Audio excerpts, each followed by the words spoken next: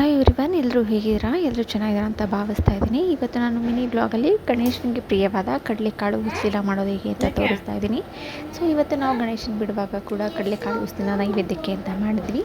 So ತುಂಬಾ ಈಸಿಯಾಗಿ ಹಾಗೆ ಕ್ವಿಕ್ಕಾಗಿ ಮಾಡ್ಕೋಬೋದು. ನಾನು ಮೊದಲನೇದಾಗಿ ಕಡಲೆಕಾಳನ್ನ ನೆನೆಸ್ಕೊಂಡು ಅದನ್ನು ಒಂದು 3ರಿಂದ 4 ಸರಿ ಕುಕ್ ಮಾಡ್ಕೊಂಡಿದ್ದೀನಿ.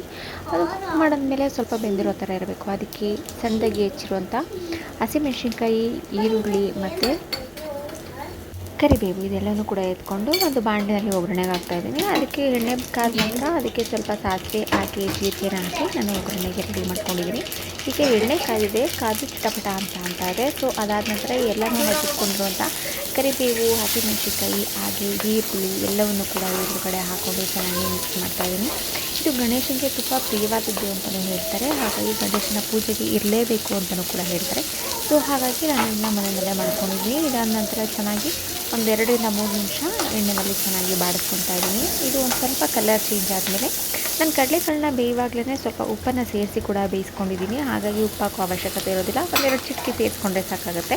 ಸೊ ಹಾಗಾಗಿ ಇದ್ರ ಜೊತೆ ಸ್ವಲ್ಪ ಸಣ್ಣದಾಗಿ ತುರಿದಿಟ್ಕೊಂಡಿರುವಂತಹ ತೆಂಗಿನಕಾಯಿನ ಹಾಕ್ತಾಯಿದ್ದೀವಿ. ತೆಂಗಿನಕಾಯಿನ ಹಾಕೋದ್ರಿಂದ ತುಂಬಾ ಚೆನ್ನಾಗಿ ಫ್ಲೇವರ್ ಬರುತ್ತೆ.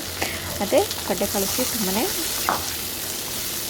ರುಚಿಯಾಗಿ ಕೂಡ ಇರುತ್ತೆ. ಸೊ ಅದಾದ ನಂತರ ಒಂದು 2 ನಿಮಿಷ ಈ ರೀತಿ ಒಗ್ಗರಣೆಯಲ್ಲಿ ಫ್ರೈ ಮಾಡಿ ಒಂದು ಲಿಡ್ನ ಕ್ಲೋಸ್ ಮಾಡಿ ಒಂದು 2 ನಿಮಿಷ ಬೇಯೋದಕ್ಕೆ ಬಿಟ್ಟರೆ ರುಚಿಯಾಗಿರೋ ಹಾಗೆ ಗಣೇಶನಿಗೆ ಪ್ರಿಯವಾಗಿರೋ ಕಡಲೆಕಾಳು ರೆಡಿಯಾಗಿದೆ. ಸೊ ಯಾರಿಗೆಲ್ಲ ಈ ವಿಡಿಯೋ ಇಷ್ಟ ಆಯಿತು ಲೈಕ್ ಮಾಡೋದನ್ನು ಮರಿಬೇಡಿ.